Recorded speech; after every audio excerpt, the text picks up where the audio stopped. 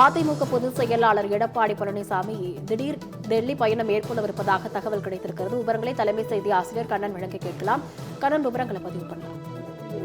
சட்டப்பேரவை கூட்டத்தொடர் நடைபெற்று வரக்கூடிய இந்த நிலையில் எதிர்க்கட்சித் தலைவர் எடப்பாடி பழனிசாமி டெல்லி பயணம் அரசியல் ரீதியாக பல்வேறு கேள்விகளை எழுப்பியிருக்கிறது.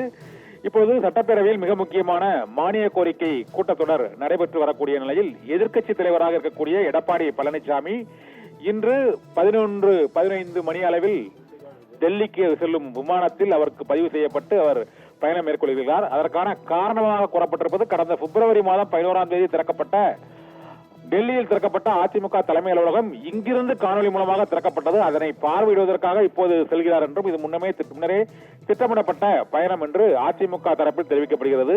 ஆனால் இப்போது பாரதிய ஜனதா கட்சியுடன் அதிமுக நெருங்கி வரக்கூடிய சூழ்நிலையில் இந்த கூட்டணியை இறுதி செய்வதற்காக எடப்பாடி பழனிசாமி டெல்லி பயணத்தை மேற்கொண்டிருக்கிறாரா?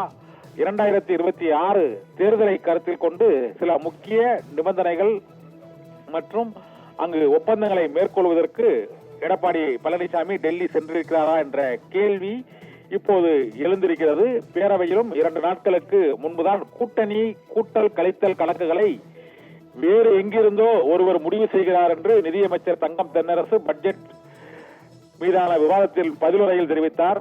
அப்போது முதலமைச்சரும் கூட்டணியை நீங்களே பார்த்துக் கொள்வீர்கள் என்றால் எங்களுக்கு மகிழ்ச்சி தான் என்று கூறினார். அப்போது அதிமுக முன்னாள் அமைச்சர் SP தங்கமணியும் கூட்டணி கூட்டல் கழித்தல் கணக்குகளை நாங்கள் பார்த்துக் கொள்வோம் என்று கூறினார். இந்த சூழ்நிலையில் கடந்த வாரம் அந்த விவாதம் நடைபெற்ற சூழ்நிலையில் இன்று எதிர்க்கட்சித் தலைவர் எடப்பாடி பழனிசாமி திடீரென டெல்லி பயணம் மேற்கொண்டிருப்பது அதிமுக பாஜக கூட்டணியில் கூட்டல் கழித்தல் கணக்குகளை மேற்கொள்வதற்குத்தானா என்ற சர்ச்சைகளையும் கேள்விகளையும் மீண்டும் வலுவடைய வைத்திருக்கிறது.